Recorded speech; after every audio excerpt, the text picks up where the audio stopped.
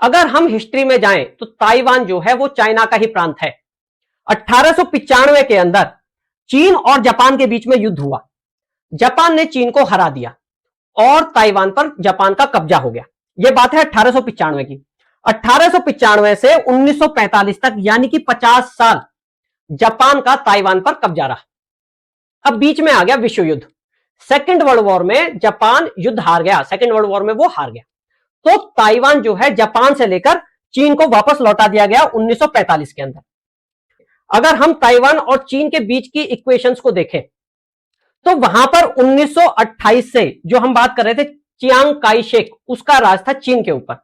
तो जो ताइवान है वो चियांग काई शेक को लौटाया गया, यानी कि आरओसी को लौटाया गया, रिपब्लिक ऑफ चाइना को। 1928 के अंदर वहां पर गृह युद्ध चालू हुआ चीन में। 1927 में, 1927 से 1949 के बीच में चीन में एक भारी गृह युद्ध चला, कम्युनिस्टों के बीच में और जो वहां चियांग काई शेक की सरकार थी उनके बीच में। दो दल थे, एक कम्युनिस्टों का था और एक नेशनलिस्टों का कहा जाता है। उन दोनों में भयंकर युद्ध चला 20-25 साल।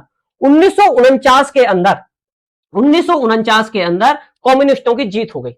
वामपंथी जो लोग हैं उन्होंने नेशनलिस्ट लोगों को हरा दिया और 1949 में चीन के ऊपर कम्युनिस्टों का राज हो गया। जो वहां का राजा था, जो वहां का डिक्टेटर था, जो वहां का हेड था चियांग काई शेक, उसको चीन से भागकर ताइवान जाना पड़ा। वो अपना सारा तामझाम, अपनी सारी सरकारी जो सिस्टम था वो चीन की मेन लैंड से उठाकर ताइवान चला गया और वहां अपनी सरकार चलाने लगा। तो जो ये लड़ाई है ये दो गुटों के बीच में है। एक है जो चाइना के मेन लैंड में है, कम्युनिस्ट लोग, वो कहते हैं कि जो ताइवान है वो चीन का ही हिस्सा है, चीन का ही प्रांत है और हम एक दिन उस पर कब्जा कर लेंगे, चाहे पीसफुली करना पड़े या फिर अटैक करना पड़े।